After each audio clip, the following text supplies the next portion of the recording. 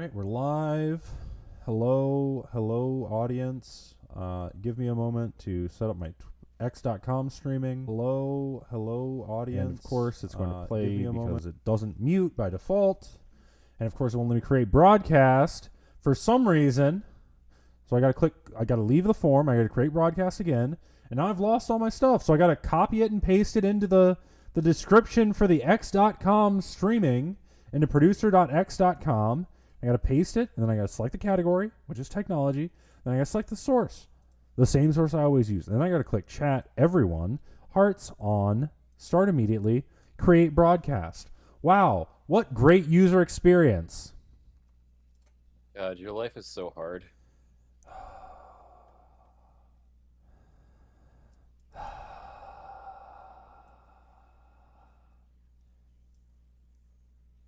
It's made harder by incompetent engineers, though. I think everybody's life is made harder by incompetent engineers. Everybody's life is made harder by all sorts of things. Mostly bad devs. Yeah. Anyway, Geordi and Diesel, how y'all doing? I'm okay. I'm kind of low energy, if I can be honest with you. I'm maybe a 3 out of 10 today. Low energy. That's fair. Diesel, what about you? My neighbor's house burned down. Did you start the fire? No. Thought I'd ask. So I went out into the old Discord Arena, and I said, "Hey, Discord Arena, send me your code. I'm gonna review it." And we only had one person offer to get their code reviewed. So we're going to review that code. And then I don't know what we're going to do. We're probably going to dick around. You know, just hang out, chill. What are we walking into Have here? a good time. I'll tell you what we're walking into. We're walking into Chig Beef / Pogo. The Python transpiler to a Golang. He's working on it. And he's got some blog posts. Let's take a look at these bad boys. Posting on dev.to, which, what's this thing about? Should I be on this? I think you get street cred for your blogs, I think. Yeah, they like pay you. Oh, wait, what did that say? Scroll up. What's that on the left side there? Oh, what's that say? Made with love and what? Forum, the open source software that powers dev and other inclusive communities. What's that? No, the thing below say that. It on forum. Powers dev and other stuff. Okay, very cool. It's No, the forum core project. What language is that written in? What do you mean? What language? What does it say there? If I've said it once, I've said it 1,000 times. The language that something is written in has nothing to do with anything. It doesn't matter. Anyway, it kind of matters. Well, okay. I mean, let's look at the biggest website in the world, Amazon.com. What's it written in? I don't actually know. Probably Django, huh? What's Google.com written in? Initially Perl CGI. Exactly. So Perl CGI is the top language. It is kind anyway, of, yeah. Dev.to. Compiling to Go, Pogo Part 1. Are we going to read this? I'm not a React streamer. I'm not going to do that. That's a lot of words. Contribute to community. It only takes 1 minute. Begin your adventure. No, thank you. What's their code of conduct? Using welcoming and inclusive language, being respectful of different viewpoints and experiences. Referring to people by their pronouns and using gender-neutral pronouns when uncertain. Gracefully accepting. You're going to read this but not his blog post? Focusing on what's best for the community. Showing empathy towards other community members. Yeah, what's wrong with that? Citing sources if you use to create content. Following our AI guidelines. Ooh, yeah, we got to make sure we follow the AI guidelines. This guide was last updated by the dev team on July 19th, 2023, and is based on this post. Guidelines for AI-assisted articles on dev. No, I'm not going to read the whole thing. Unless, the stream goes poorly and I got nothing better to do.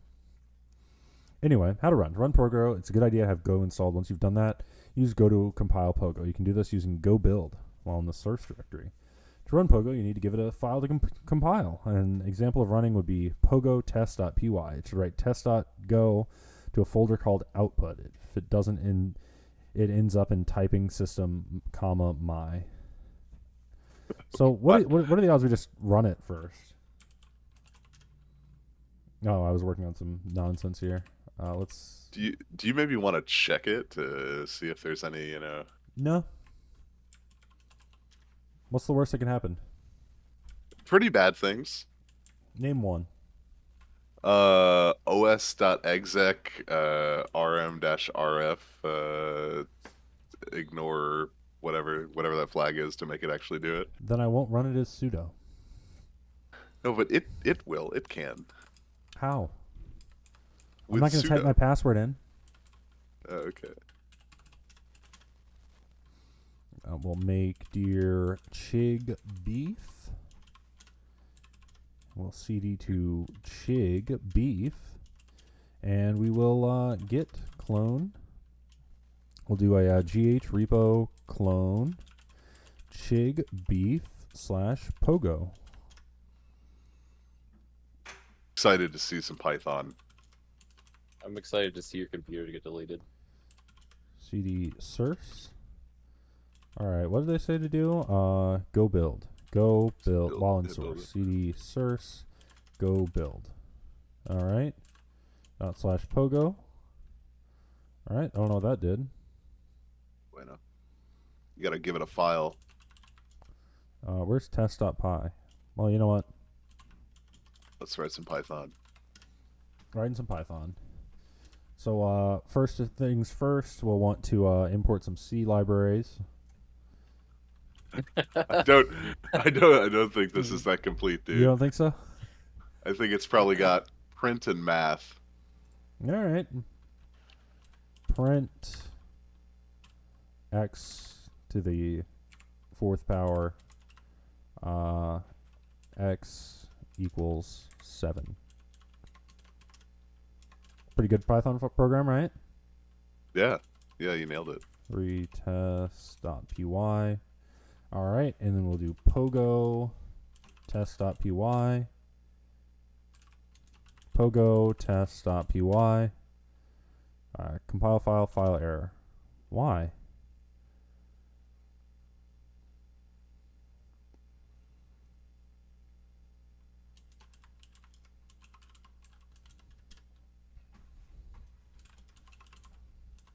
Maybe it needs a shebang.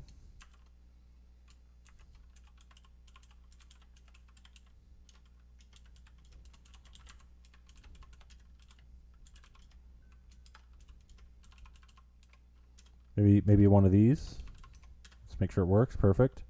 /pogo test.py. Compile file error.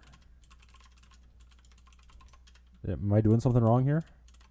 No, this looks about right. I would say so far, God, just from a cursory glance, maybe code review for this would be a good idea. See what it's expecting. Yep.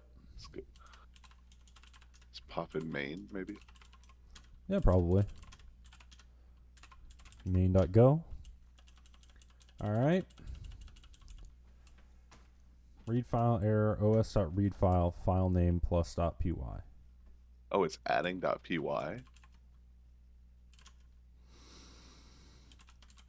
That's What? interesting. Oh, I got rid of test. Test.py. Shebang /user /bin /env. Python 3 x equals 11. Print x to the 4th. Perfect. /pogo test. Oh.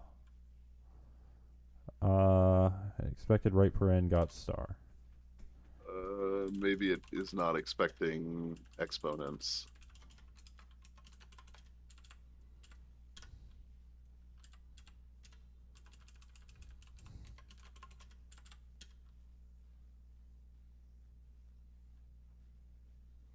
Source should start with from go type import star. Okay. No, huh? What? That's what he said. What do you want? Is that how that works? That's what he asked for. It says source should start with from go type import star. I think I should put. Well, that should go fucking after your shebang. He said it should start with it. Yeah, but that's not where any from imports go in Python. You know this. Who am I to argue? Expected expression. Expected K underscore import got input. Oh. Import. Source should start with from go type import star.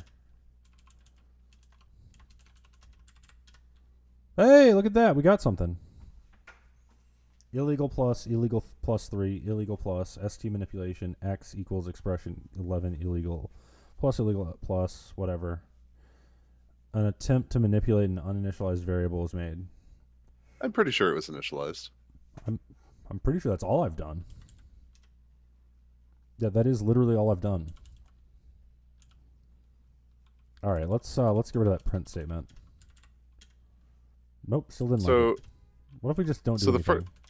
The first thing I would say, without having actually jumped into the source code yet, is probably the it would be nice to have some tests.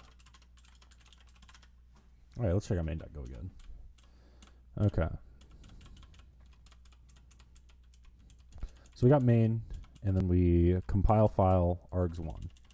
Compile file, read file, output : equals compile read file. Let's see what compile does. Compile lexer.lex. I think that first line where he's bringing in the file, I don't think he should assume what file it's going to be, or the file extension. Yes.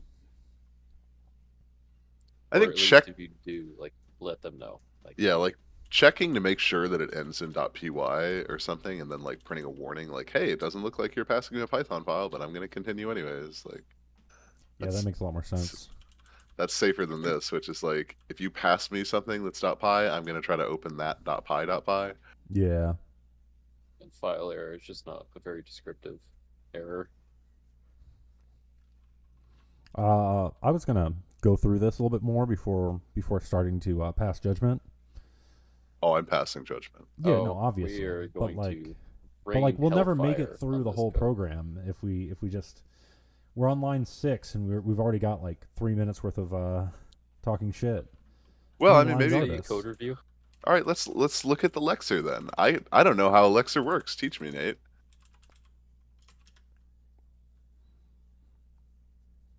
Yeah, there's a lot. Yeah, we could probably go like, maybe 10 lines an hour. So we got lexer.lex. Ooh, default struct with 24 pointer bytes could be 8. Gotta rearrange those fields. All right, so lex. Let's see. So input, cursor position, cursor character, L source at cursor position, line 1. So it goes through and checks for math operands, checks for errors. Mo sub, undetermined, mo div, mo modulo. Mo modulo, mo problems, am I right, boys? What's a monad? Monad? That's one of those things we don't talk about. Oh, okay. All right, so we're just running through all of the characters and figuring out what they are, right?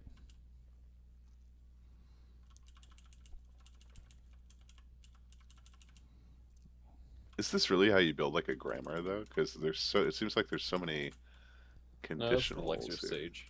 Oh, you could use a tag switch on Word. Getting tokens. Oh, that didn't work. It's just collecting tokens and then like assigning them a value. Yeah. Building up a nice little tree of what's going on. I believe they call this an abstract syntax tree. I don't know. I've never written a compiler. What? Okay, but is it when it finds a token? Like, what is it doing? It says token equals that thing. Oh, it's storing it. AST goes after the tokenization. That's an actual. But what's going on here? So is this a loop? Oh, it is. I see. So we're iterating over the entire source, character by character. Yeah, so we're looking for everything. Forward equals import, doing some stuff. Print, not, checking out over the built-ins and whatnot. It returns all the tokens, which is just a slice defined up here someplace. And what is a token, you might ask? Well, I'll tell you what's a token. It's code, text, and a line. 16 pointer bytes could be 8. Oh, much better. Token code. So then he's just assigning a number for each thing. Not sure why he... there's other ways to do this, but this is probably fine. This is enum vibes here. Yeah, but it's not the way you do enums in Go. All right, so let's get back to where we were in main. So we lex it. Get a bunch of tokens. Let me parse these bad boys. So we got parser.replace indents, which is down here. Oh, and it's mad. Cannot use token code anti-colon map in expression of type int as string value instruct literal. Cannot use colon untyped string constant as int value instruct literal. I think I may have screwed something up if it's... No? Yeah, I don't know why this doesn't work. Bounce me back. Hello. PTSD. Bounce me back is in the chat. The stream is saved. What was that, Diesel? These enum, this enum implementation gives me PTSD. Yeah. Yeah. Well, your answer to everything is hash map, Diesel. You should like this. Yeah, Diesel, you are the hash map guy. Hash map? D hash map soul. That's your name, right? You guys have seen that video, right? Yeah. Yeah. Okay. Just making sure I'm just out of my mind.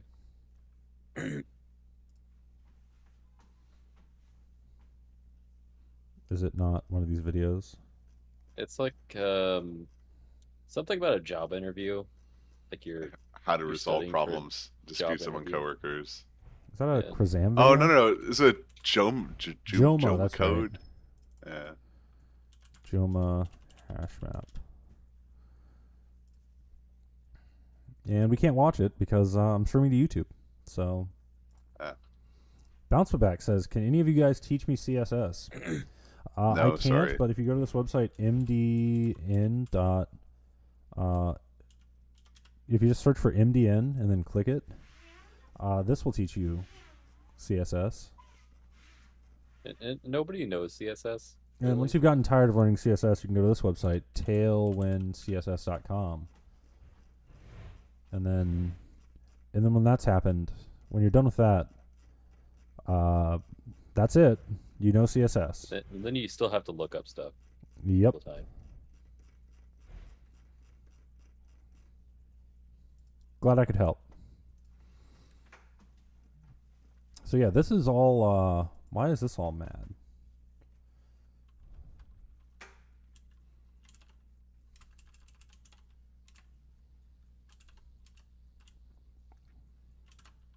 How does this work? Are these the things that you fucked up? You did change the token struct now. I just I rearranged the token struct. That is what happened. I rearranged it. That's why you got to be explicit about these things, so so stuff like this doesn't happen. So instead of doing token, like that, you just do. Is there a code action for this? No. You just do code text line.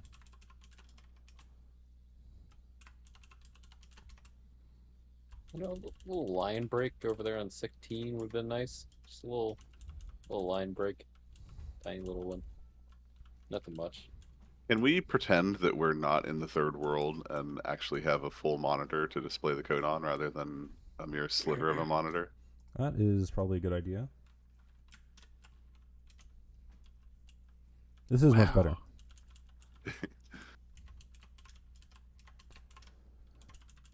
Anyway, so yeah, when writing Go code, be explicit about all these things.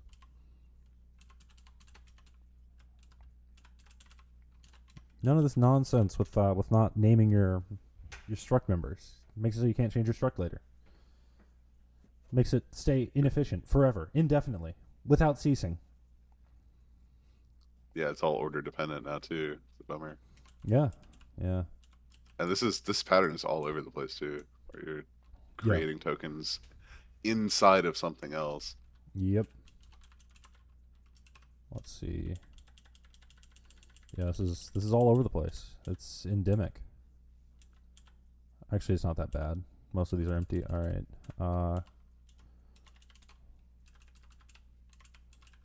Code. What was the next one? Text and line. Code. Text. Line. So quite a bit of horizontal space. Code, text, line, token. Okay. Now we can go back to the definition of token and move this around. There we go. Oh, wrong button. So what exactly is going on there? Because I'm not What the even really fuck? clued in. What is the LSP complaining about? Oh. Don't worry about it. No. I mean, like, why are you reordering the struct? Yeah. If you do this, it'll bitch because it can store. Let's see. Struct of 16 pointer bytes could be 8. It's because a struct is, of course, a pointer to a data structure, and if you have int followed by string followed by int, it stores the int, and then it stores a pointer to a string, and then it stores the int again. But if you put the string before it, then it can shove 2 ints inside one pointer. Because 8 ints are 8 bytes. Or 8 bits. 16? Huh? But it was telling you it No, could they're have been 8. 32. They're 32 in Yeah. size, and then when it compiles, it can put 2 of them in a 64-bit register thing. You know what I'm saying? Yeah, that makes 32 sense. plus 32 is 64. Yes. Quick maths. Yeah, so this is using up a 64-bit, and there's no getting around that. So doing it here or here is identical, but having it in the middle causes the problem. So it's a CPU register problem. Yeah, Really. and this is the same in pretty much every language that works at this low level. So like C does the same thing. Rust rearranges them unless you tell it to compile it as though it were C, and then Go does it the same way that C does, where it just puts them in order. That's kind of a bummer because it's not obvious to me as somebody that's mostly a high level programmer. I mean, I guess I write a lot of Go. You would think I would know that, but I mean, at the end of the day, I don't care what's going on the machine. I care about what's going on in the code. Yeah. I mean, it doesn't matter. I mean, the difference is this thing taking up 3 pointers versus taking up 2 pointers. Which Bro, it's another instruction. Yeah. Like, if we were mega Optimize that optimizing, that's a shit. thing to worry about. They should be mega optimizing. What? I said they should be mega optimizing. They have their reasons. The hell are we doing? Code review. Okay. What's going on there with the from that line that's checking to see if from type import exists, or from go type import? It's down there a little bit more, like 20 lines down. Yeah.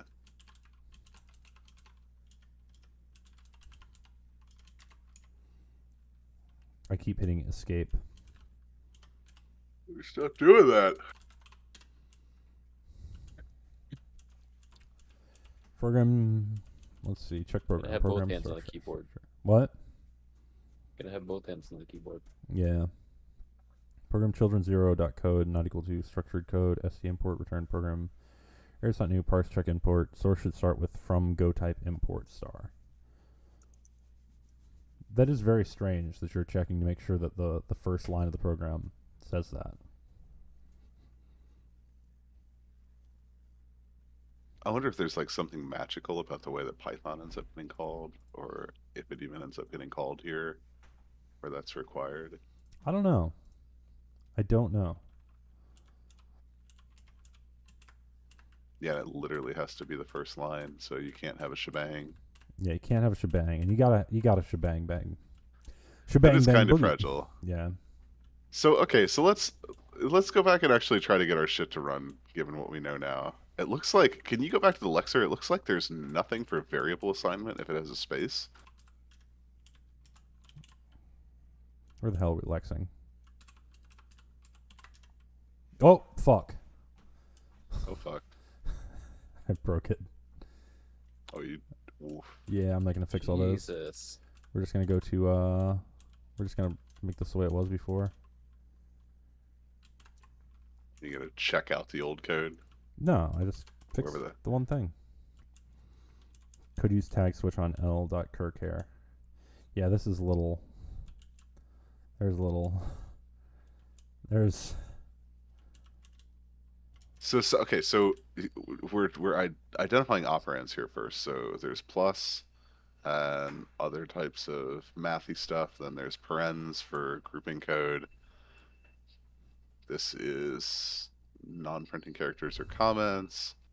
Where the hell are alphanumeric characters? Because it should be assuming if we're typing stuff it doesn't know, then that's about to be a variable. He's doing the comments wrong. What do you Not mean? gonna get into it. Anyway. Sorry.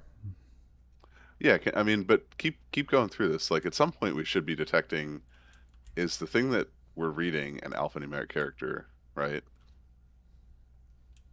There we go. If Unicode is letter L Kirkar. Bounce back. Anyway, your code sucks. Very rude thing to say, and this isn't my code. Anyway. So we're going to have Yeah, keywords, built-in functions. There's more built-in functions than that, I think. Boolean operands, null, Boolean literals, identifiers, string literals, integer literals, integer literals.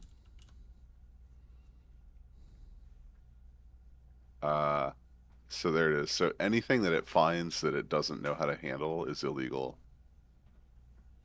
Yeah. All right. So let's go back and see if we can even get working code out of this thing. I'm really curious. All right. Let's edit that Python. Go ahead and remove the shebang since that thing's meaningless. abc.py x equals 4. Let's try that bad boy. / Print pogo x. abc. Should start with from go type import. Command C that bad boy. abc.py. Paste that in there. An attempt to manipulate an uninitialized variable was made. How the hell do you initialize a variable in Python? I thought you just say x equals. I think that is how you do it. All right, let's make this even easier. Print 4. Illegal structure found in final code on line 1. What? So it looks like it did Lex it properly. I don't know what it's saying, these illegals. There's nothing else here. Do you think there's any chance that this thing is expecting Windows file line endings? You know what? Oh no. I think it is. Ooh, Bounce Back is offering a good idea. If it's illegal, you can just sudo it. No, this is bad ideas. No shit. Yeah, I always type clear 30 times too, just to make sure. Yeah. Good job. Thanks, I hit bud. Control L a bunch of times as well. You can't tell, but I'm hitting Control L. Can you print hello world? Can we even get a hello world running? Yeah, sure.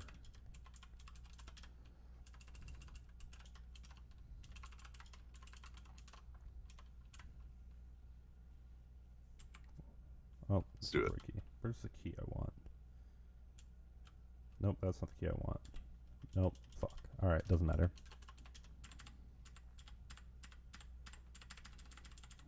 Yeah, good. I'm not gonna find it. Oh shit! Hit dot. Okay. No, it doesn't. It doesn't like it. What if you just pass an empty file? No. All right. Can you run Unix to DOS on this thing?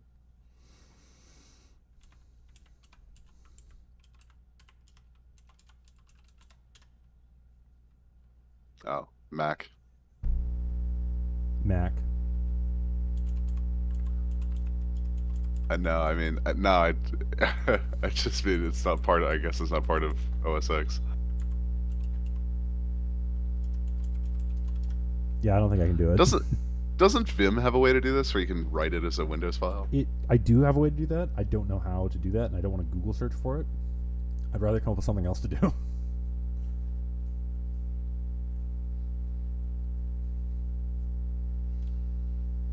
Well, shit ain't working, man. How are we supposed to even test this thing? I don't know. Let's go back to his. Programmers don't Google search everything. It's kind of sad. Yeah, let's go back to his comments in the chat and see if there's something else. Let's see. Hey, if you guys end up without any projects to review, I have some decent-sized ones in Go, which are both part of my aim to stick to one project each month. There's January's project, Pogo, which is a Python to Go transpiler. Pogo is quite simple, as I only have it working as I was only working on it for half of the month, but it can transpile some simple code cases. Pogo is 1,962 lines of code. February's project is a Raycaster game called Cosplore 3D. This project includes a level editor and the actual game. Since I'm halfway through the month, it's obviously not finished, but it works, and has 2,392 lines of code. Whichever project seems more interesting if you end up needing another project to review. So it looks like we could just go for Cosplore 3D. We could do that.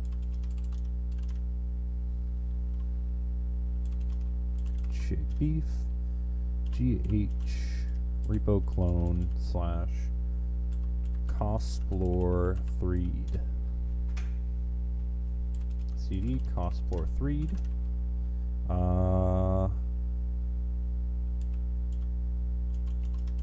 The one bit of constructive criticism I would give to that, I can't talk about Lexer stuff because I, only understand them at a very, very, very high level. But fucking write some tests, man. Yes, tests would be at least one for Hello World for generating Hello World, and one for generating like 2 + 2 = 4. Yes. That way, at least there's an example that shows other developers how to use your code. Yep. I don't think we're dumb people. Meh. Speak for yourself. I mean, we're not geniuses, but like, I'm pretty sure I know what a Python script looks like. Yeah. You're being roasted for your dithered audio in chat. Is it? What's wrong with it? It's like aliased. We hear like your audio and then like beep, beep, beep, beep, beep, beep, beep, up in the upper registers. It's like you're screaming into a bell. What?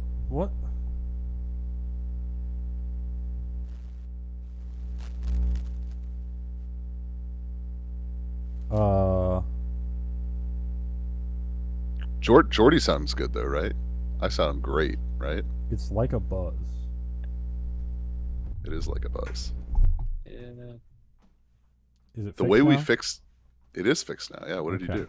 I moved the microphone cable away from my desk. That'll do it. I'm gonna move it back.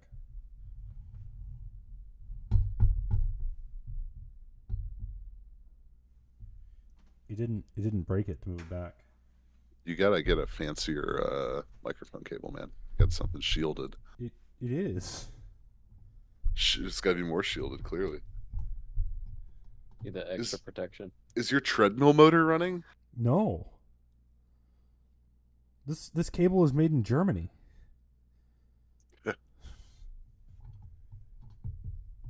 Probably just like my car. They claim it's a German car, but it was made in fucking Mexico or some shit. Doesn't the U.S. have laws like that too, where like you can get all the parts and then just kind of like put them in a box and say like made in the USA? Well, I know my shoes are made in Italy, but like I definitely know that they're not made in Italy. Like actually, I got the new Kanye West shoes. I'd show them, but I can't lift my leg that high, and they're very difficult to take off. Yeah, I'm not even gonna try. Sounds like a great shoe. The hell are we doing? We're playing Cosplore / Cosplore 3D. Invalid number for color.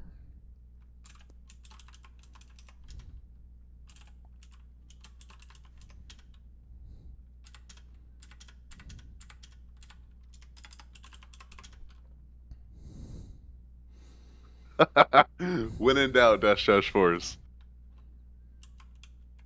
No, I'm not gonna do it. Oh, oops. Are you using rip grep, huh? Yeah. Also, oh shoot. I thought my LS was actually EXA, but it's not. I'm just raw dogging it with old-fashioned LS. Ugh, I feel like an idiot. Oh God. My flags are actually compatible with GNU LS because I'm using GNU LS. Oh, L is EXA minus LA. Oh, that is reasonable, I think. Yeah, and then I know why a tree is just EXA tree. You don't alias tree to T? No. You're missing out. Kind of You're a typing stupid ass 3 question letters. is that? What are you, dumb? No, you're dumb. You're I'm typing dumb? 3 letters. You don't need to be typing. Oh, Yeah, I'm dude. dumb? You're dumb. Yeah, you real. I'm sorry you let your typing skills atrophy. Let's go.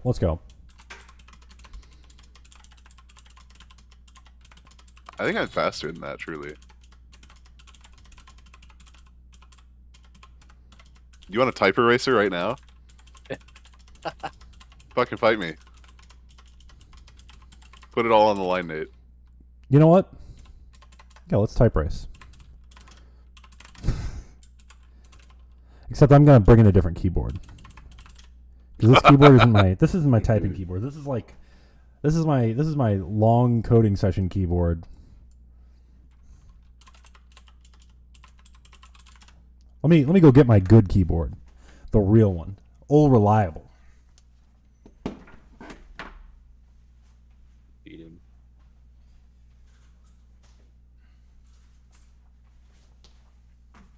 You are so screwed. I'm gonna smoke you, dude. I sent you a link in stream chat. It's not even gonna be close, dude. Why are your ads in Spanish?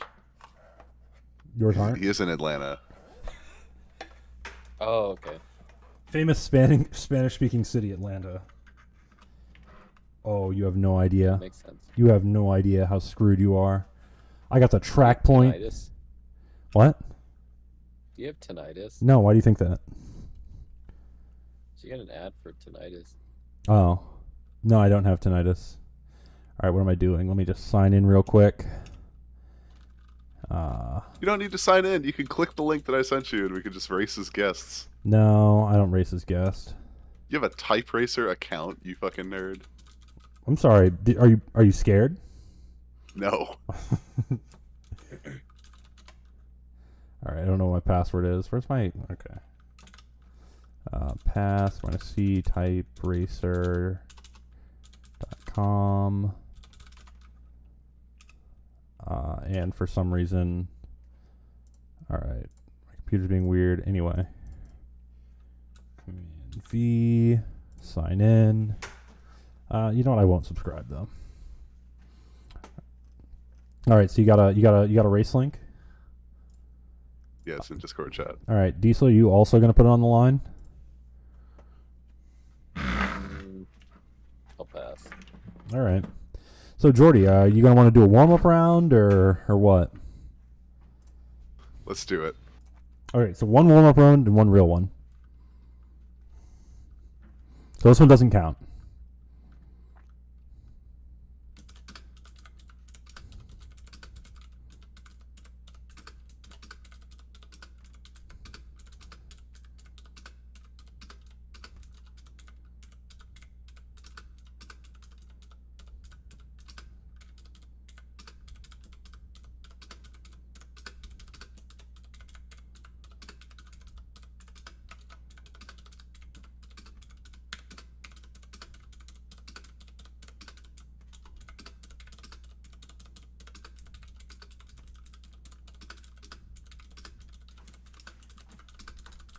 Ugh.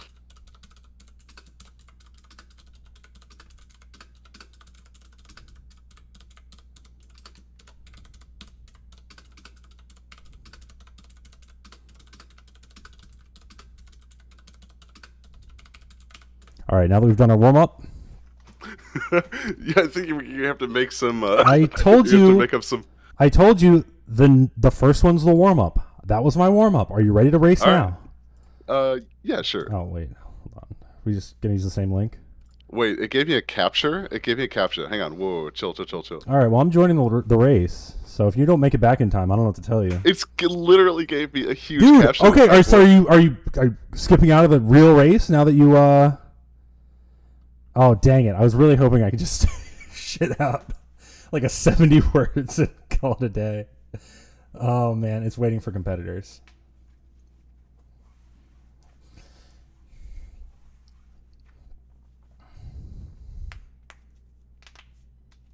Wait, what the hell is going on here? If you get over 100 words per minute, it gives you a long test to make sure you're not cheating.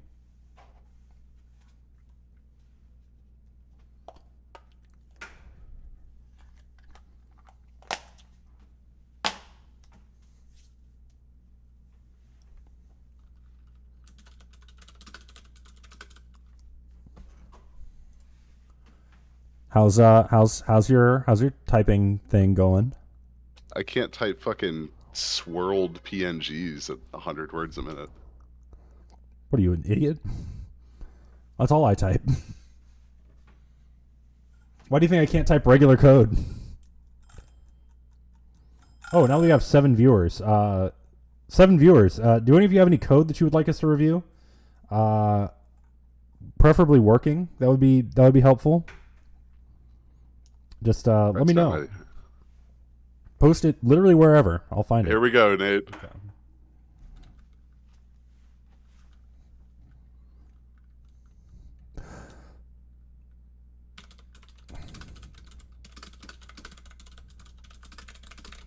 Oh, fuck! Choke! Yeah, I did. Yeah.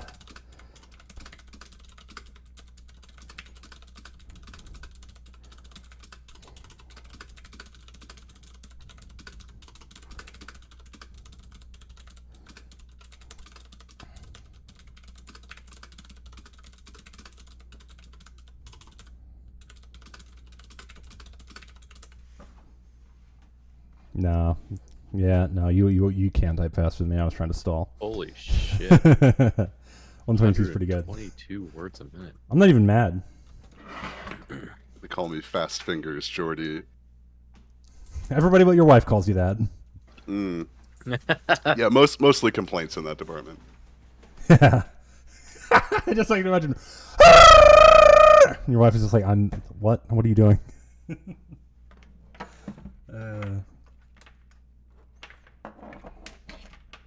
We can review my Ruby. Yeah, let's review some Ruby. Send it over. Let's review my ancient S Ruby. I think it's already in the chat. Yeah, We should review. Look at our oldest. Yeah, send it one second. Yeah, my oldest code on GitHub isn't even that old, and it's a code base I've been updating. Let's see. Call manager scraper. Let's see. Shitscraper.rb. Oh, sorry. This is. I had to throw up there for a second. Yeah, this is 11-year-old Ruby at this point. All right. Starting with a shebang. Ancient. Yeah. Okay. Running this bad boy as a script.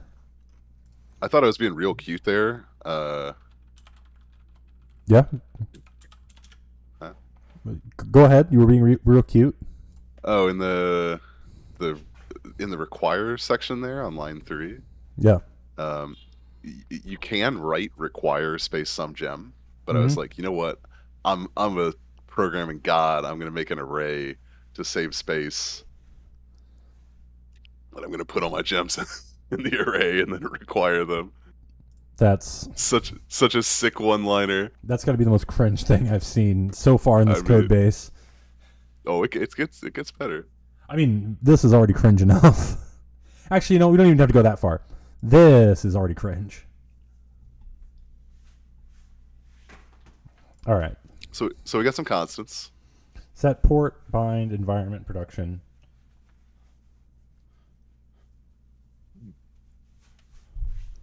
Hostname Cuckum.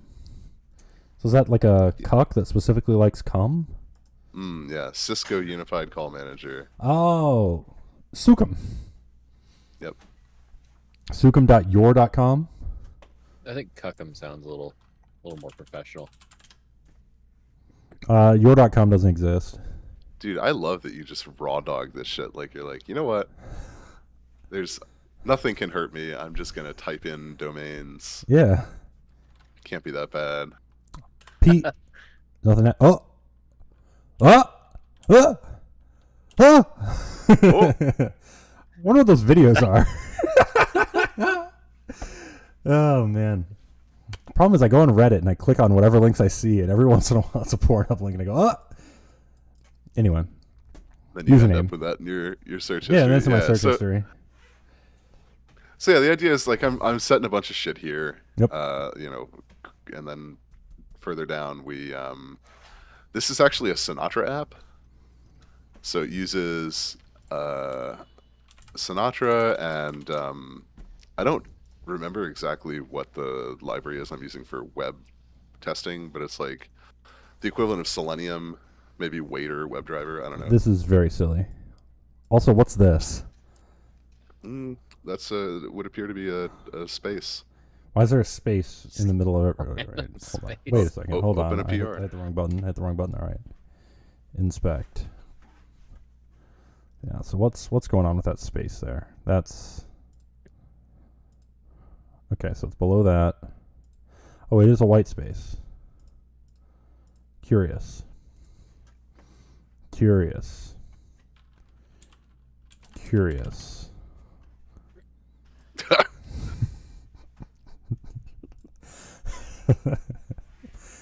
It's great. Starts up with an XVFB. What the fuck is XVFB? X virtual frame buffer. X virtual frame buffer. It's a display server implementing the X11 display server protocol. In contrast to other display servers, XVFB performs all graphical operations in virtual memory without showing any screen output. From the point of view of the client, exactly as it acts exactly as any other X display server, serving requests and sending events and errors appropriate. However, no output is shown. So it's like Selenium, but like for I guess poor people. No, well, the thing is, Selenium is good if you have a head, right? But the problem with, I think actually maybe this is already embedded in Selenium, but it wasn't back then, right? You had to start up your own X server basically for the browser to run in, and then you could connect to the WebDriver. So this starts that up, and then it, assuming everything starts, that begin and sure end is, fuck, I can't remember what the Java convention is, but it's like catch, try catch, right? Okay. So we start up that headless server, and we launch a browser, and then I instantiate this shitsco scraper class. So that lives off in the lib, if you want to look at that. Okay.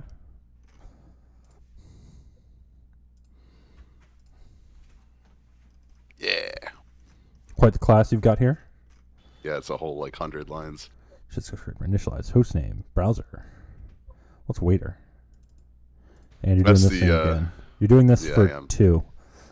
Yeah, I am. I know. I could almost give it a pass when it was 7. It's just, I thought it was cool. And I was like, you know what? That's very funny. It's just, granted, I think I was in my early 20s, maybe 21 when I wrote this. Let me think. 11 years ago, 12 years ago. You were 9 plus 10? I was 12 minus 33. So yeah, I would have been 21 when I wrote this. Cut me some slack. 9 plus 10? I was trying to be 21. Edgy Ruby Lord. Edgy Ruby Lord. Yeah.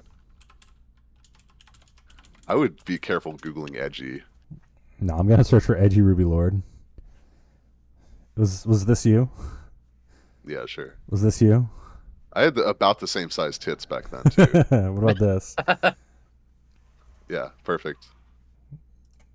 This is an actual photograph of you, right? Yep, you got it. And this is an illustration you made to illustrate you. Very strange. I think this is you. Christ. Edgeometer.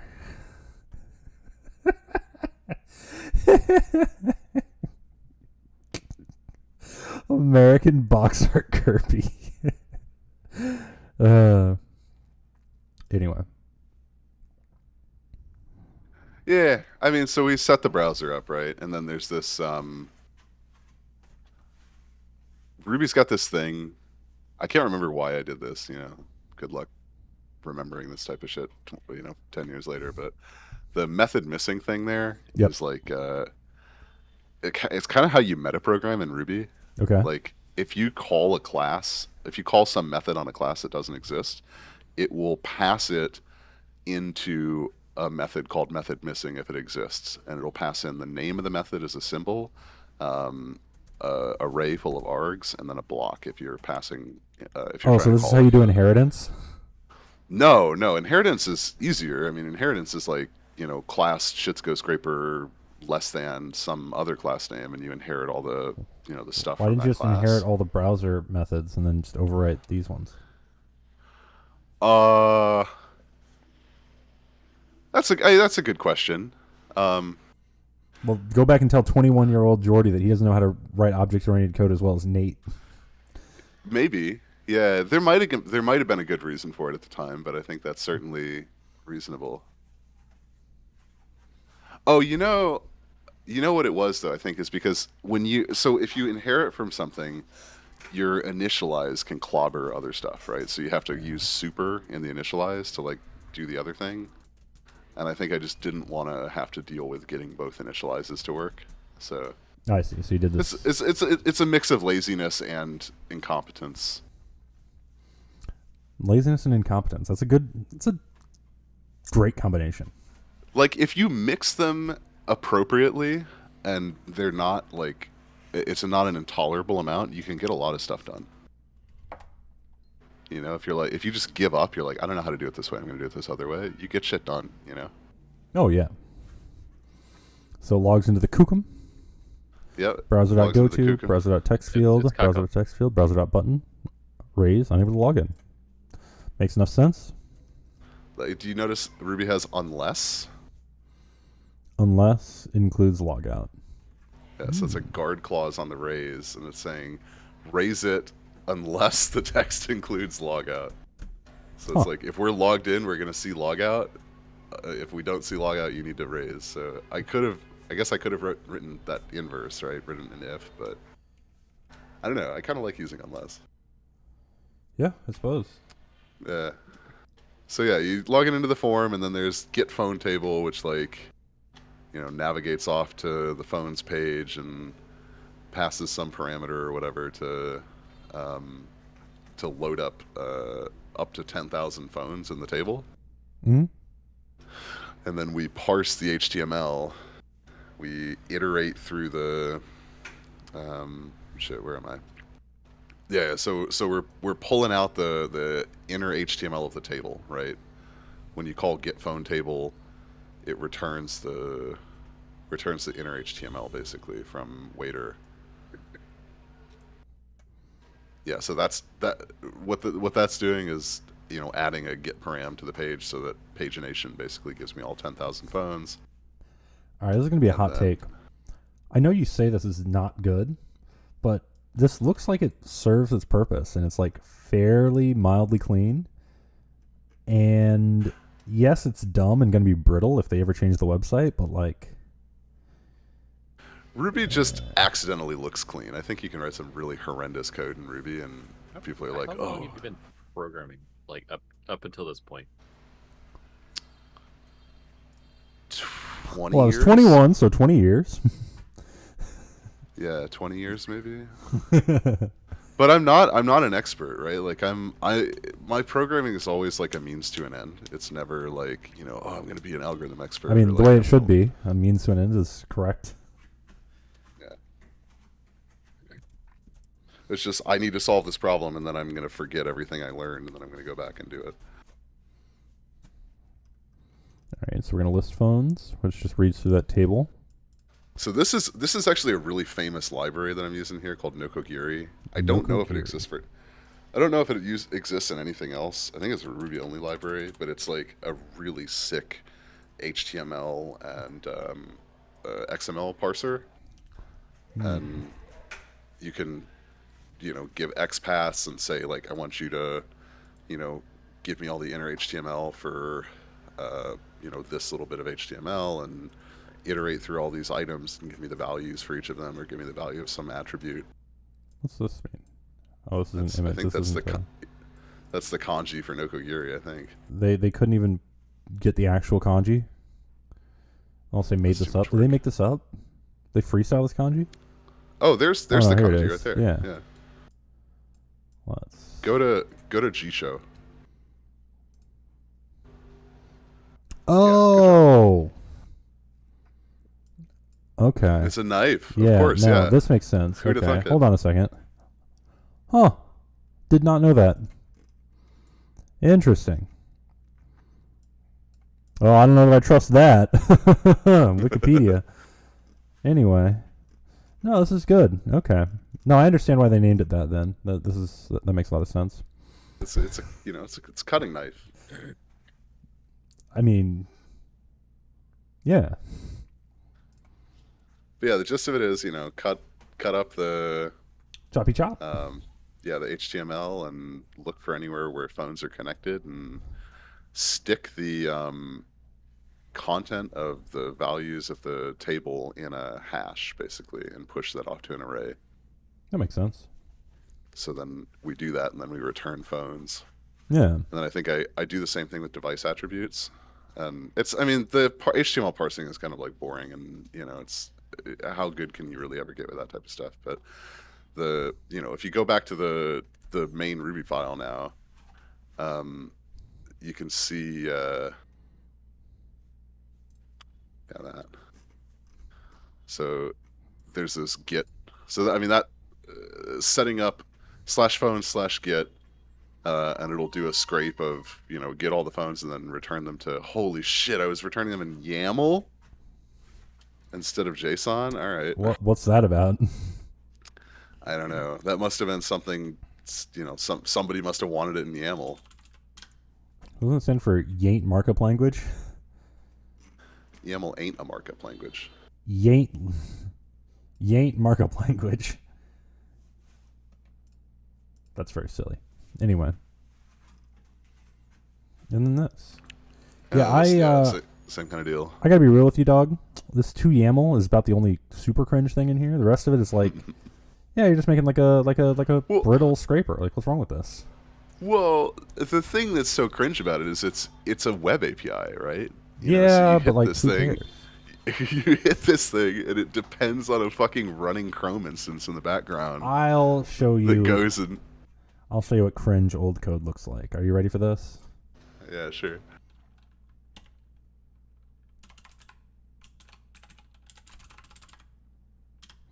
Why am I doing it this way? I'm an idiot. Anyway. Repositories.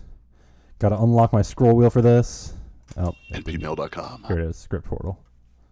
Now this is a code base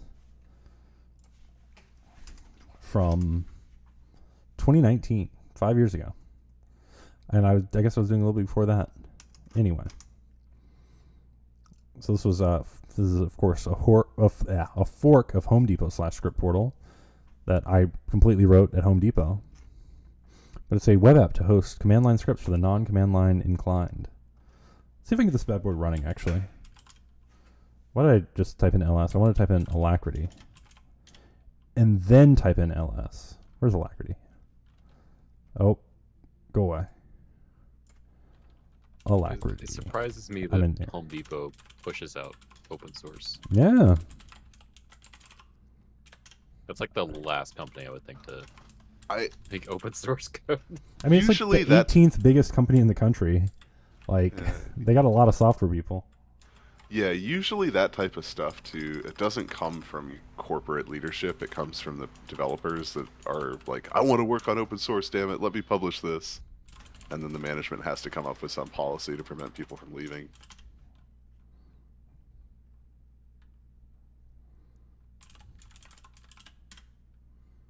Dang it. Imagine you worked in fintech and you wrote just the world's most brain dead Java all day. Yeah. You'd be begging to write some open source libraries. Go build cmd/scriptportal.go. CMD's nuts. /scriptportal. Yeah. Localhost :80.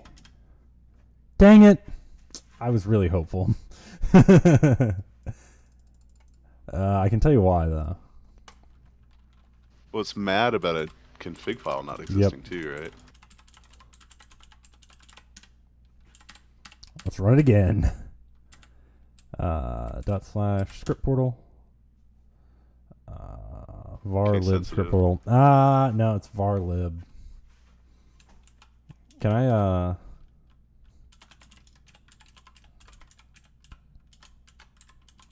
Oh, I need to.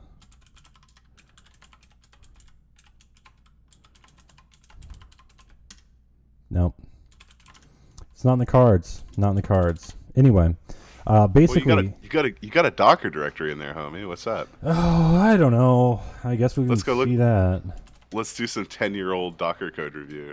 Yeah, let's get this bad boy going. Docker, I hardly know her. Go away. All right, cd docker vi docker ahead. Instructions should be written in uppercase letters. You didn't even do Docker init. Golang Alpine APK update. Add GCC muscle dev bash Python. Go get. That's weird. What? Go get instead of copy. I'm sorry. Are you shocked by my skills? Lack thereof. Let's just agree that I'm right and you're wrong. Dang it. Actually, I think I get a lot of passes for just wiping the floor with you in Type Eraser. No. That just means you're a nerd who types too much.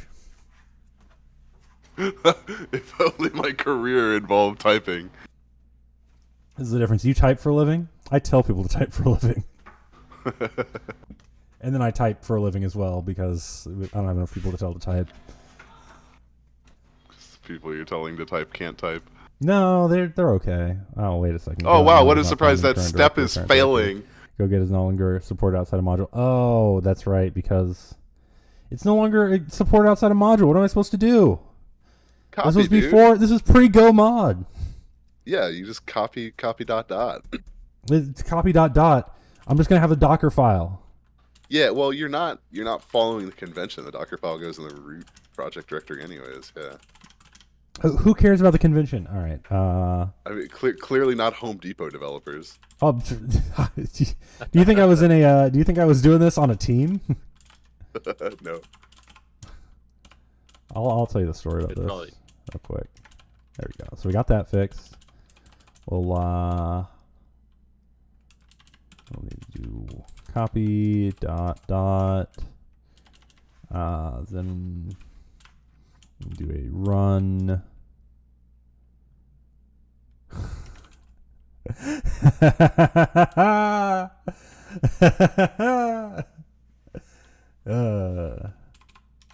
What?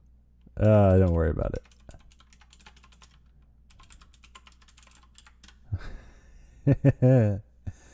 There we go. And then we'll just run, I don't know what that did. Let's see. Docker run it script portal. Did you tag it?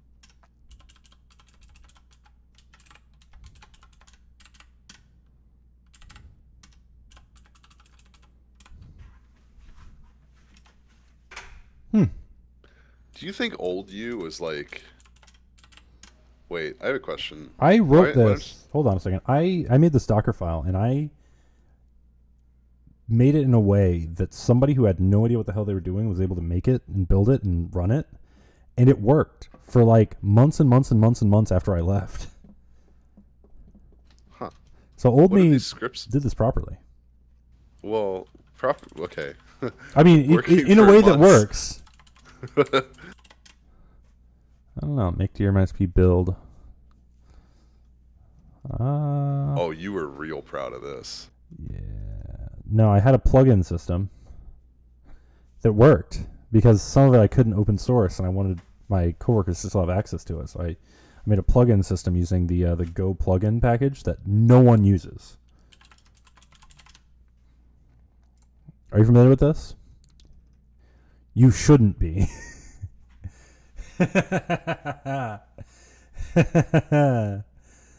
Oh, yeah, this one is fun.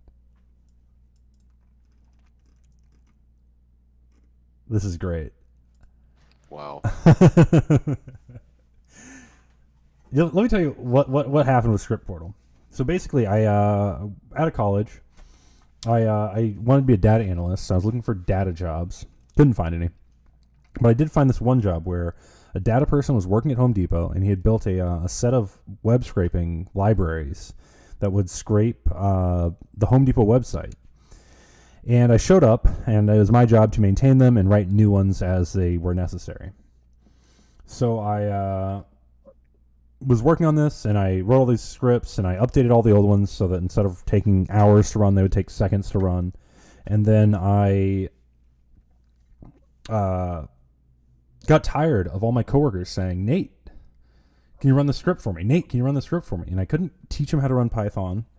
So what I did was I wrote Script Portal, which is a web app that you have that, you remember that script config JSON? It parses out that script config JSON with all of the, that's right, now I remember the Docker file that we actually used was run from an internal Home Depot repo that had all the scripts in it. So this was never used for like external consumption. Anyway, so what it would do is it would parse that file, and then it would run the commands, the scraper programs as they were defined in that file, and then copied over that machine.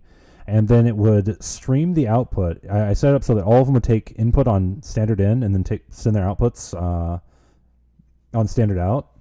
So you made functions as a service. Yeah, it would provide a big rectangle that you could copy your information in from Excel.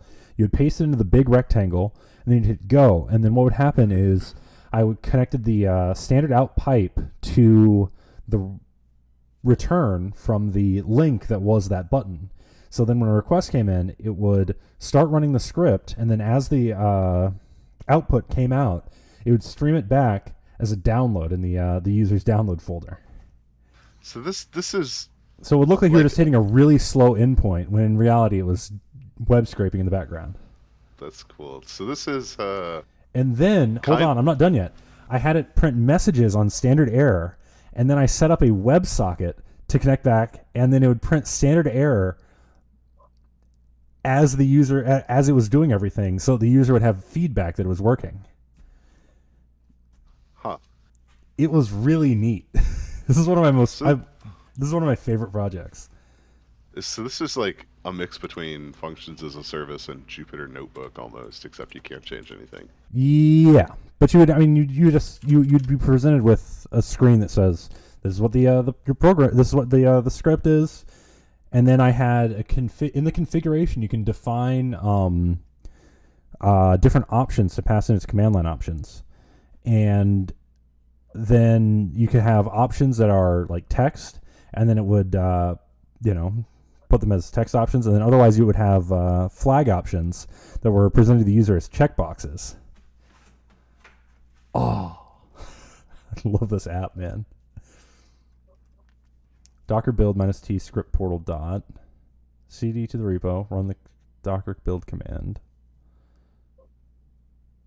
run the printer, run the container and bind port 8 on localhost to the docker run -p8080 script portal.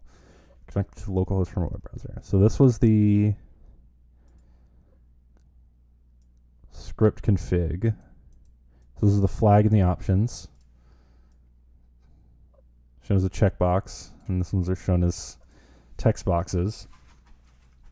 And then I had plugin functionality because some of these would take a long time, and like I I had like scraped a competitor website's display taxonomy, which is what we were really into. So if you go to like HomeDepot.com, this is a blast from the past. You know how you can click on like, let's see, if you do shop all, shop by department, kitchen and kitchenware, cabinets, you know, custom kitchen cabinets. The order of the way you would drill down into this whole thing, this is the display taxonomy. So I scraped competitor websites taxonomies, and then I wanted to display.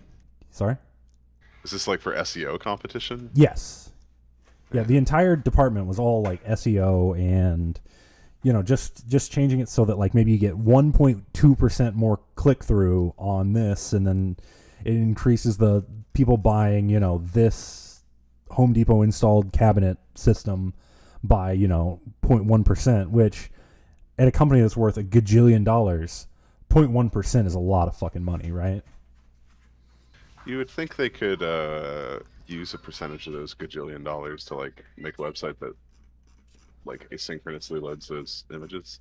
To that I say, that wasn't for me to decide. I was fresh out of college. I had no idea about any of this stuff, and I still wouldn't have that much power if I went back. Somebody else way above the line. Anyway, so what I did was I made a plugin for this that would show the display taxonomy of our competitors' websites on an HTML page where it was just rendered out as a tree. And it was really nice. But to do that, I had to make a plugin. And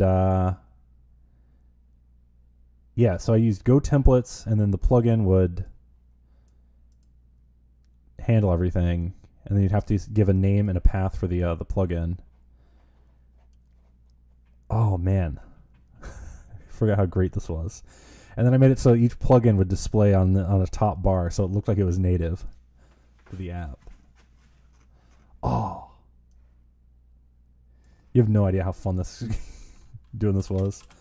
Is your code out of date now? Is Home Depot still maintaining this? No. They stopped maintaining it immediately after I left. Oh. Let's see. So did all the plugins have to be written in Go, or could they like shell out? No, they had to be written in Go. And they had to be compiled with the same Go version. So you would compile the plugin at the same time as everything else. Did that kind of hurt adoption? I mean, it was an internal tool made on a team full of no developers whatsoever except for me. So it was used by my team exclusively.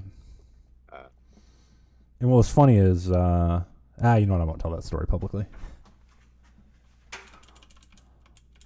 Let's just say I did a good job.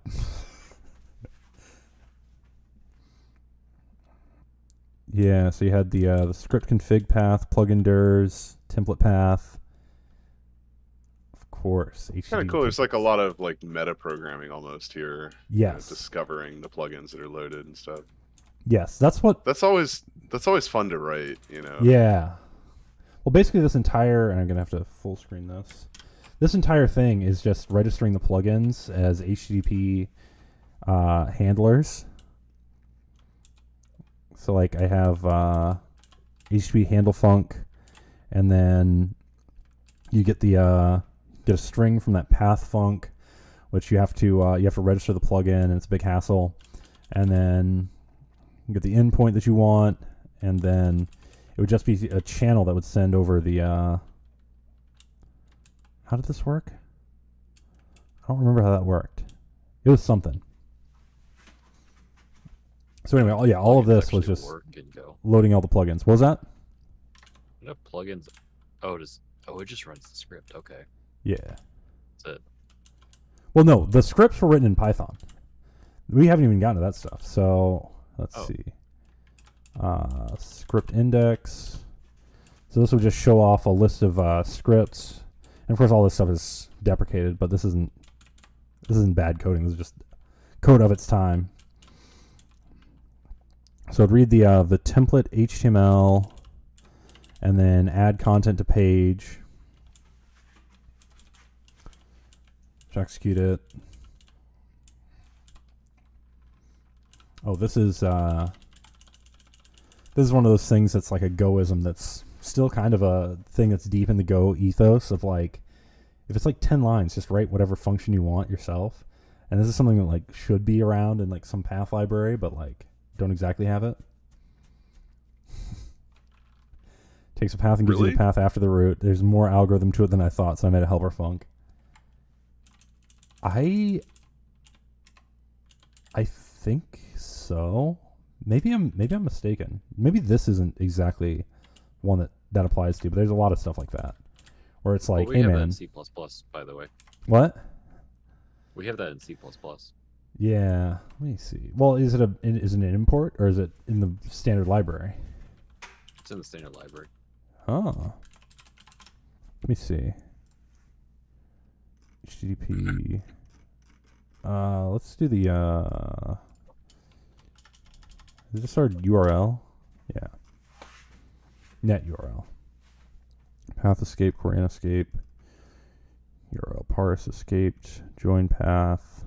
Parse query redacted. Request URI string. No, there's no relative path. Maybe it's... No, this is the other way. Yeah, so I needed relative pathing. Anyway. So let's go back to... So we got that. So we got that. So then script master. What did this do? Generates a script page according to the definitions in scriptconfig.json. Runs the script given a post request formatted properly.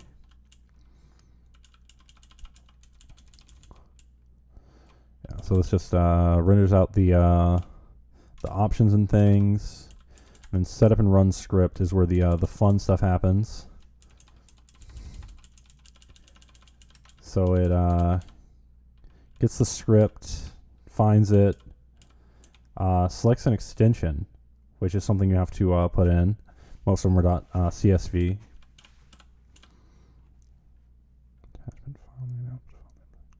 What was that I saw up there a second ago where you were checking the operating system that Go is running on? What are you talking about? Oh, you might have jumped into a different one. I don't know. I saw something where you were like checking like if the Go operating system was Linux, and if it wasn't, then to just fail and be like, I don't know. Oops. Just search for Linux with a capital L.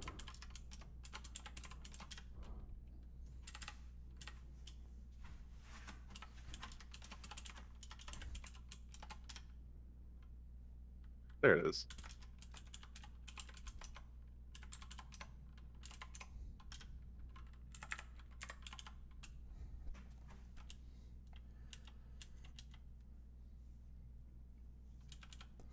Oh, this is to make sure you weren't accidentally running Python 2, because Windows computers generally would only have Python 3 installed, but Linux, you'd have Python was automatically going to Python 2. Remember those days?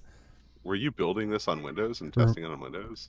I was building and testing on Windows, and then I distributed it via Docker on Linux. Or Docker that was run through Windows, but, you know, Docker's Linux thing. Wow.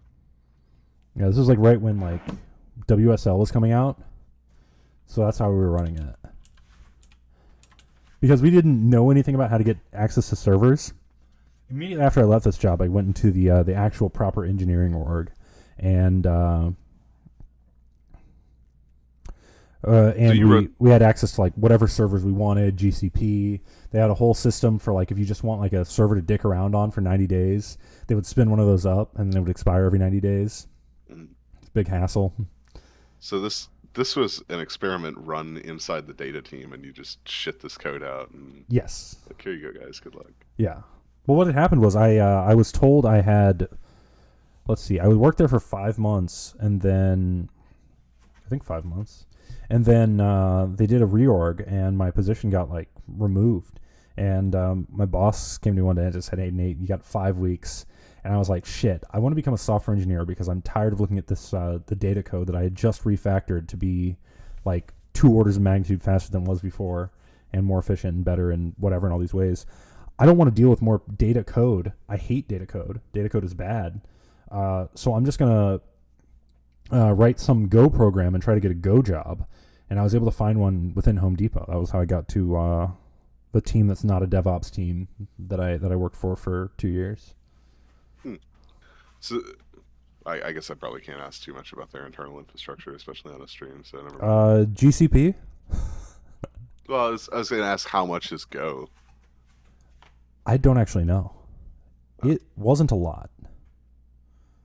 Were they writing like tooling, like system Yes. internal tooling? So what my team was we were implementing we were running a enterprise installation of, and this is all public, of the Spinnaker system, which is an open source project that came out of Netflix. Yeah, for deploys, right? Yeah. CI/CD. So we were doing it's for deploys, but we were doing it with all sorts of stuff we probably shouldn't have. And they had is Home Depot not on this list? Home Depot's not even on the list. Not a big enough company. Yeah, it's only the 18th biggest. It's only the biggest company on this list except for Target. But bro, Weatherbug. Yeah. Yeah, and actually Mercari's pretty big. Yeah, also Redbox. It was invented by Netflix and Redbox is using it. Tee. Anyway, yeah, so I was working on so they had an extension system where you could write custom extensions that would show up in the Spinnaker UI, and I wrote a few of those in Go as servers. But anyway, what was I saying? Yeah, so we would build the script arguments, and we would run the script, and that's setting up the command. I take the standard out pipe, and then I would copy from standard out to this thing. So this function stream to user, so it would take the command output, stream it to user. And this was doing it with get output stream UUID. This Buff.io, like I feel like I used Buff.io so much 5 years ago when I was writing Go, and I barely use it now.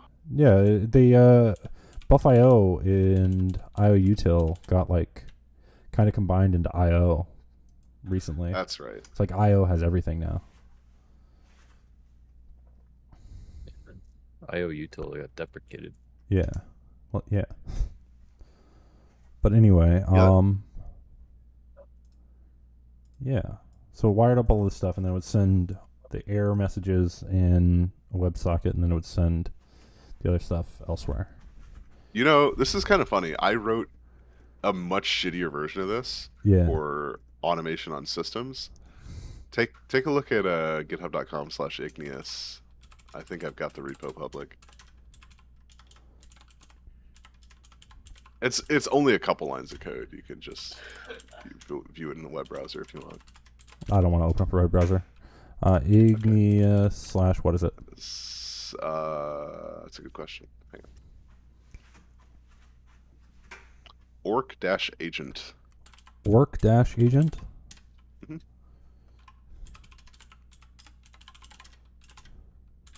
This is the first production Go code I ever wrote. So we'll compare our first. So we both wrote the same program as our first production Go code. Yeah, well, I mean... Damn, yours is dog shit. I mean, so the way that this worked... The way that this worked is it connected to an AMQP, like RabbitMQ, and it would receive messages, and if the message was addressed to that machine's host name, it would kind of execute them, right? And you could write plugins, and they were basically like just little shell scripts. You could write them in any language you wanted, and it would exec them and do some action, and then tell you what the result was. So the idea was, keep in mind, this was, I think, literally 10 years ago, but like, it was supposed to be a helper to Chef, because Chef didn't have a way to, you could do the configuration management on it, right, by manually initiating a run. But like, if you wanted to change anything, that had to be run from a workstation or something, or from like a runbook or some like cloud-hosted tool. And at the time, there wasn't actually a way to like kick off a chef run. They added something later so that you could do that from like a CLI from the centralized chef server, but the idea was like when chef was designed, you would configure your server one time, and then if you ever needed to change it, you would either have to run that command again or delete the server and reprovision it. Oh, interesting. Nah, boring like shitty old DevOps ideology, but Yeah. the idea was like, there's only a couple things that we're going to need to do in the event that there's like a change, but one of the big things was like we had a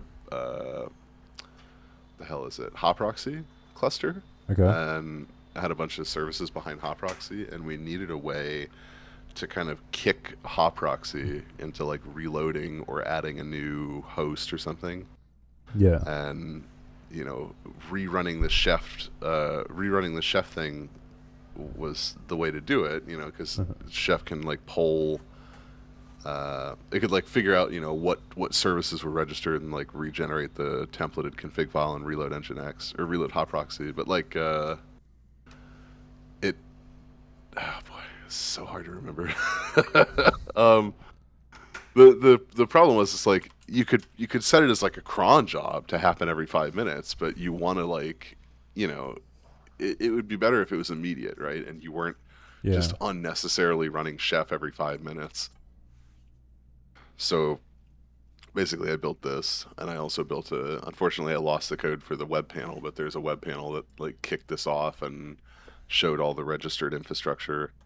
Like these things would boot up and they would listen on kind of their own queue, and you'd have your own kind of channel of communication to them. This is what I was going to mention. I really appreciate that you use the variable that you store Q in. The variable is just the single letter Q. I thought it was cute. That is Q. Yeah, a lot of this Go code looks really bad and mathematic and stuff because yeah. I would argue. I would agree with you and say that's bad. But every once in a while, I write some real mathematic, real tight Go code, and then I hide it and don't tell anyone about it. Yeah. Because it's like you can write some really like weird shit that like there's no good variable names for things. Look at fanout.go. I can't tell you what this does. I know I wrote it, but I have no idea what it does now. Oh, this is easy. So of course it's got a channel of byte slices. It takes in a channel of byte slices and returns it in a channel of bytes. A slice of channels of byte slices and it returns a channel of bytes. And then we got some synchronization stuff going on. We're making our output channel slices of bytes, 10 long. Start and output go routine for each input. What the fuck? What is this? What is this returning? What the hell is out? I don't know, dude.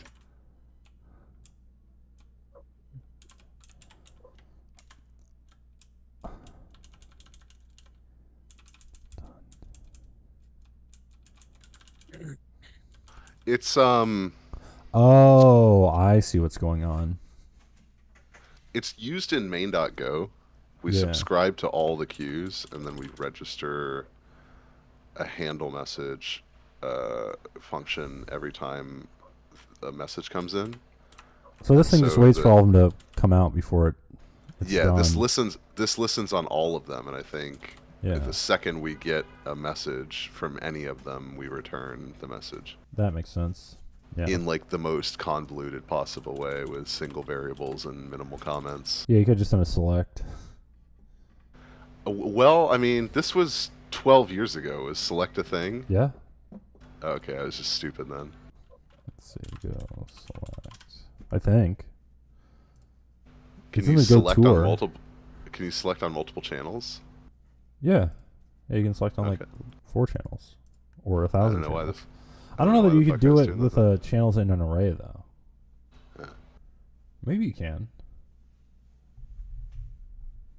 Yeah, a lot of the magic of this is lost on me, but like, it was pretty cool, to be able to.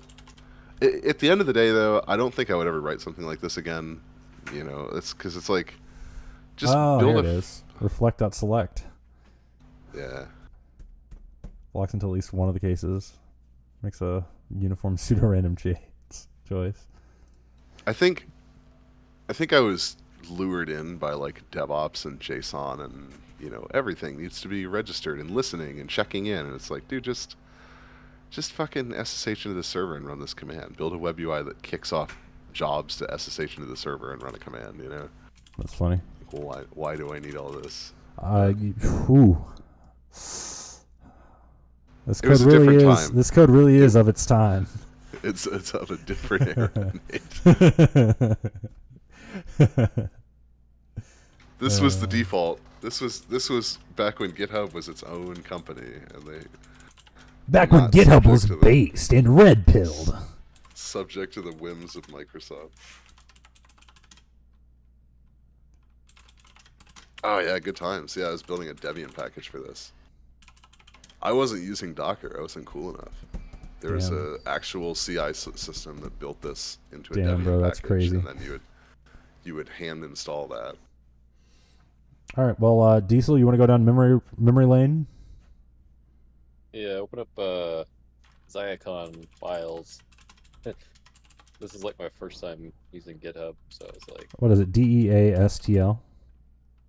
yeah.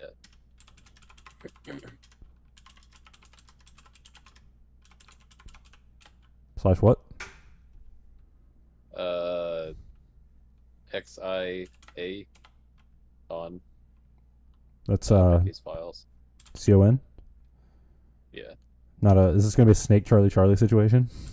No, that's the wrong one. It's Zyacon files. Because I just like took whatever was in my Dash files. what's the PHP folder? No, uppercase files. Oh, okay.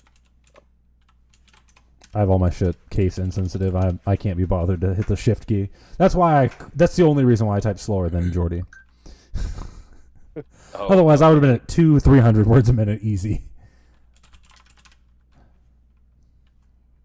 What?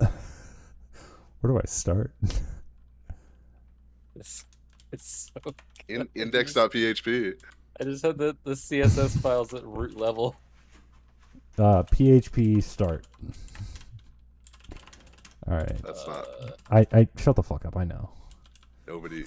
This is raw dog PHP too. This is incredible, dude. Look at this. Passwords hard coded in the MySQL. Yeah, dude. This is beautiful. In a public repo. Oh, it's connecting to localhost, but still. It's so good. I don't know. Something Well, this was something makes me nostalgic about just having like, just these PHP blocks in the middle of everything. I like Everything this. is a view. well, this was through XAMPP, XAMPP. Yeah, it's XAMPP just stack. PHP and MySQL and Apache and shit on Windows, right? There's no Yeah. framework that you're using here. That's great. This is core This PHP. was 7 years ago. Keep that in mind.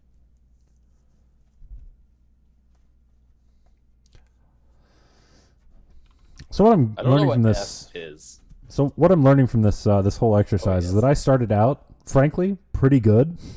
I've not gotten better, and you guys have both shown tremendous growth. I think I've gotten worse and lazier, honestly. Yeah. Diesel's the only one that's getting better. Diesel, I mean, the bar was pretty low, honestly, starting That's the with PHP. thing. Yeah. Well, actually, this isn't like my first language. This is my first web language. So, And you don't have any older code? so prior to that, I didn't know that you should like put things on GitHub. I just like put it in Google Drive, and it's somewhere deep inside the deepest nested file structure you could ever imagine. Amazing. Might be some stuff on Dropbox too.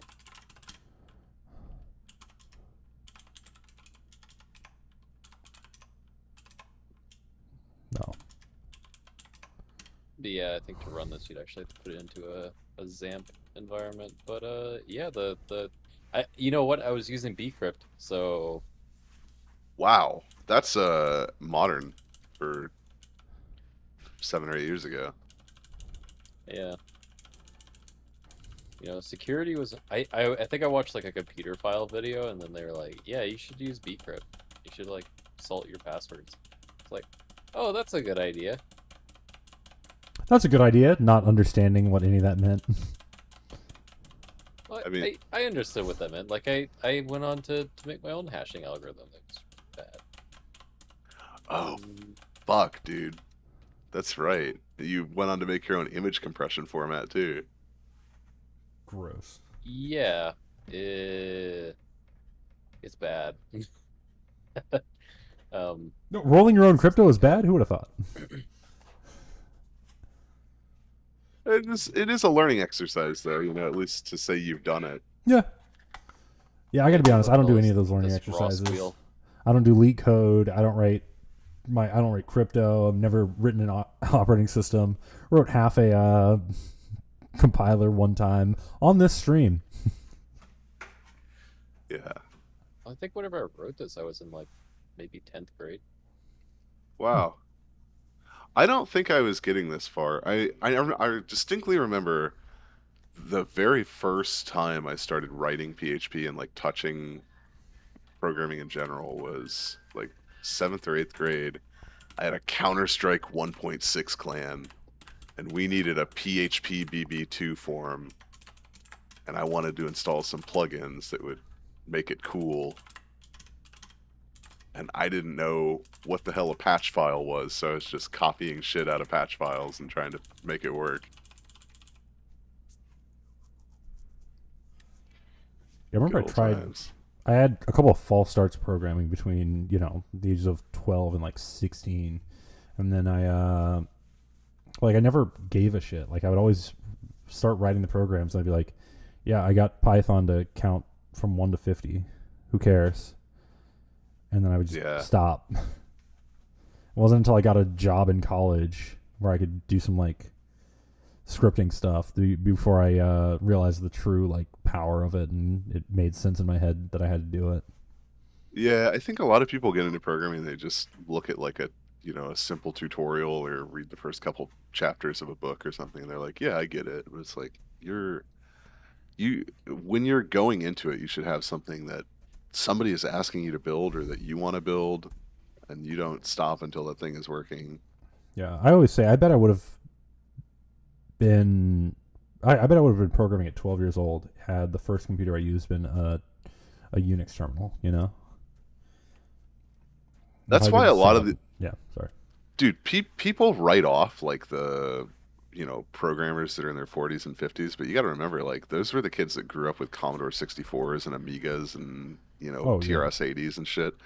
It's like they were writing BASIC out of magazines when they were like 7 years old. Yeah. Is there a BASIC implementation we can run today? There's several. Yeah, there's tons on GitHub.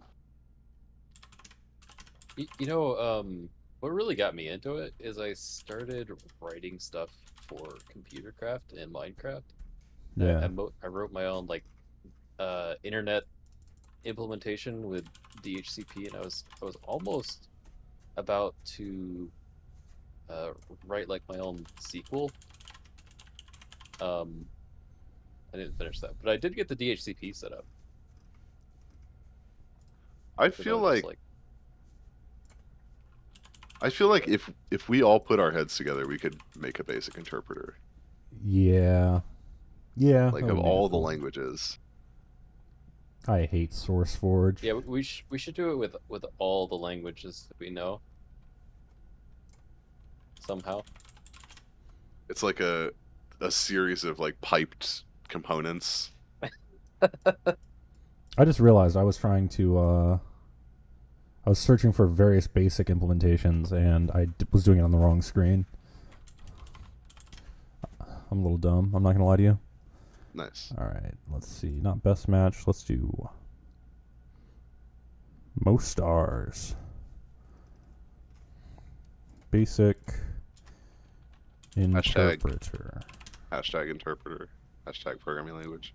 Paladin-T/my_basic. There's one that said Go Basic. Where? Go Basic. All right. You know, I got to take issue with something you said the other day too. Remember we got into the whole Go versus Golang thing. Yeah. You know what the first website for Go was, right? Yeah. GoProgrammingLanguage.com. No, it's golang.org. Yeah. GoProgrammingLanguage.com is right there. No, actually, it's golang.org, and if you happen to type that in, It's actually gonna go.dev. redirect it. Nice try, idiot. Strange how that idiot. worked, though. You stupid idiot. You dumb idiot. Fuck you.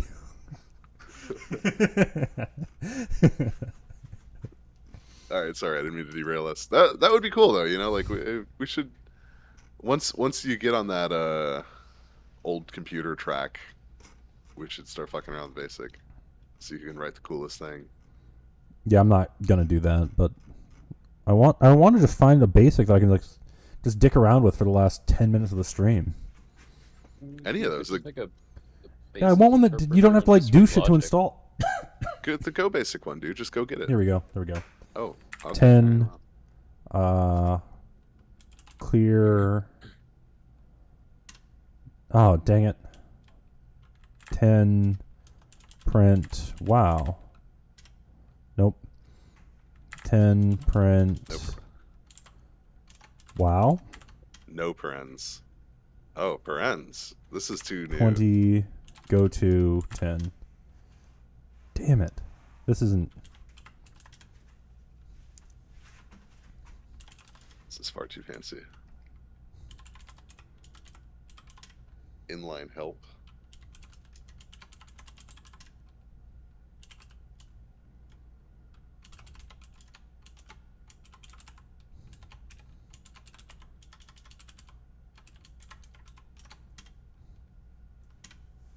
This is ready.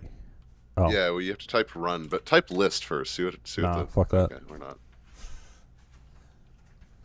I'm glad you've made it this far. We made it so far, guys. Basic's a terrible language. In BASIC is an interpreter for basic-like languages. It is inspired by the Amstrad Locomotive Basic 1.1 and Microsoft Quick Basic 4.5. The main idea in BASIC is provided for learning and programming in a simplified environment. In BASIC is written in Rust and is proven to work on Linux, Mac OS, and Windows. It is likely works on other Unixes too. Thanks to Wasm, it also runs on the web, which I bet is how you're reading this right now. If you are accessing in BASIC via the web interface, please be aware that this interface is highly experimental and has many rough edges. In particular, things may go wrong if you try to resize the browser window. Just reload the page for a reboot. When on the geordi's help command to access the interactive help system. Without further ado, let's get started. Press enter or press escape to exit the demo. Enter. There are 4 primitive types: booleans, question mark, double precision floating point numbers, hashtag, 32-bit signed integers, %, and strings, $sign. The common if and select case conditional structures, the do, for, while loops, as well as go, sub, and go to. What is this? What, loops? You guys seeing this? Yeah, This is bullshit, dude. We don't have loops in BASIC. you do have loops. If go to. Yeah, we should have if, no select, no case, no do, no for, no while. We got go to and go sub. Those are the only things. Also, well, that's more like Commodore 64 Basic, like early Microsoft Basic. Also, shit, man, what was the thing? Oh yeah, so like the really early Basic. I don't know if this is still true, but there was a command called poke that you could use in BASIC to like poke at memory registers. You know, so now like this is what I'm talking about. I don't know how to do this. Okay, ready. Clear. Do you think we could get more ads? Clear. Nate? Run. What do you mean more ads? What? Why would you want more ads? We already have too many. No. I mean, I don't think there's enough. I would prefer to see less of the screen. Is this better? Yeah. 10. Go to 10. Okay. Now you soft locked the emulator. Good job. I hit Control C. I don't know what that does. 10. Print. Wow. Go to 10. 0. Help. Question mark? Question mark. Help. Ready. There's no Ready. No. See the thing is, Ready. back in the day when you had Back in the day when you had 64K of RAM, you couldn't just put online help. There's this thing called a book. I'm sorry, I'm not following. The book sat next to your computer. What is this? A book? C64 book. Book. C64 Let me look this basic up. book. A book is a medium for recording information. Oh, in the form of writing or images. Wait, so is this like the internet? Yeah, kind of. Books are typically composed of many pages. Oh, web pages. Bound together and protected by a cover. Oh, like the cover I have on my Kindle. Modern bound books were preceded by many other written mediums, such as the codex and the scroll. Oh, like going up and down on a web page, the scroll. So what I'm getting from this is like the internet, but you make it out of a tree? That doesn't sound very eco-efficient, dude. It's not very good. And you can't just like copy either, Yeah, I'm glad we don't have these anymore. Yeah. How do I reload this thing? That'll work. Okay, ready.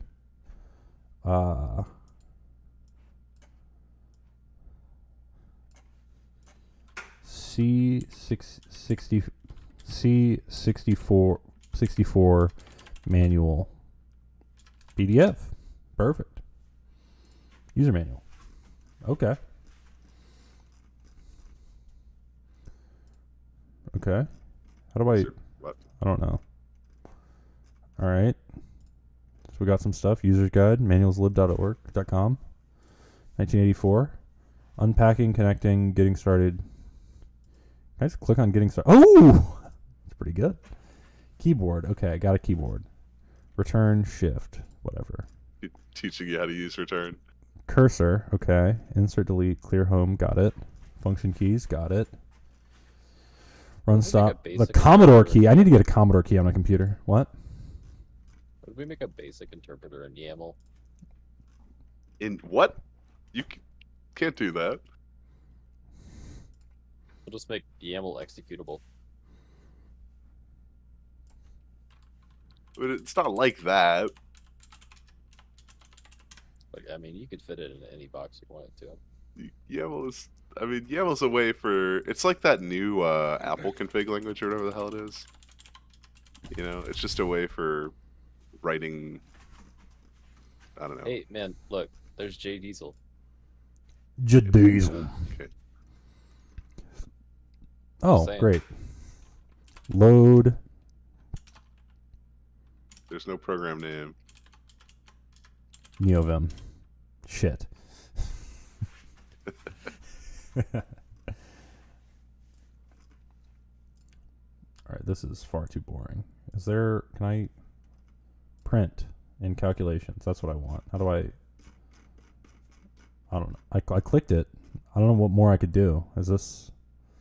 Okay, go away, table of contents. This website sucks, dude. You should be using archive.org. Yeah. But also, I mean, really, you probably should just Google C64 basic hello world.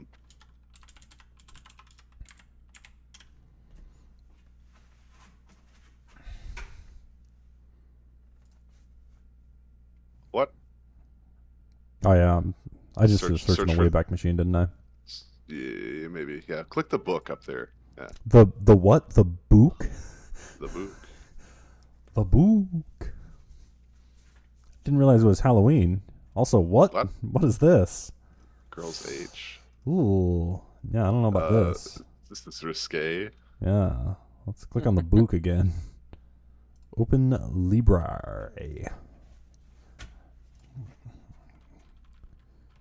Speaking of risque. All right. Commodore 64.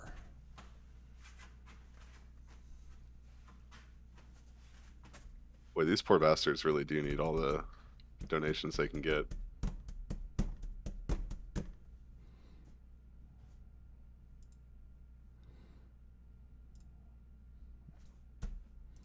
Totally That's just useless. like a- Totally useless. Wasting my time. What the fuck, dude? Here, like, I don't understand. Hang on. I just sent you a link. No, I don't want it. That's fair. I'm not going to type that. How's that one? Hold on. What do we got? What do we got? Commodore 64. Display anyway. Oh, great. Now I'm downloading a PDF. Archive.org slow ass servers. Let's go with this one. Programmer's Reference Guide. Okay, so we got this one. Okay. 518 pages. All right, input. Basic keywords.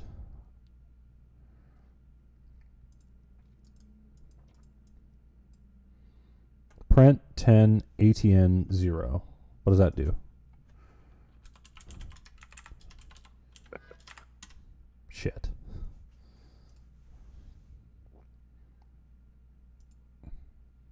Oh. 10 print ATN 0. Shit. You gotta type run. Run.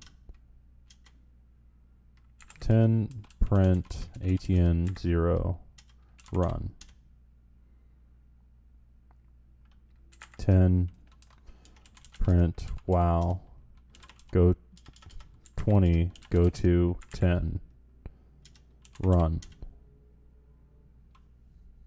I think the wow goes in quotes. I don't know what you want me to do now. I don't know what you think I'm capable of doing at this point, but I think you. Well, there's a stop button. There's a stop button to the right of the Commodore that you press to stop execution. No, I mean just look down at your Commodore keyboard and press the stop button. Oh, the stop button. Maybe it is alias to Control C for the simulator. I hit Control C. It's not. All right. Well, that's a good place to wrap it up. Thanks everyone for coming to the stream. Monday I will be doing an interview with a very important person. Come back on Monday. It'll be some fun times. Anyway, it's been real. It's been fun. Can I say it's been real fun? I think I can. Anyway, bada bing, bada boom, zip zap, zabooty. Adios.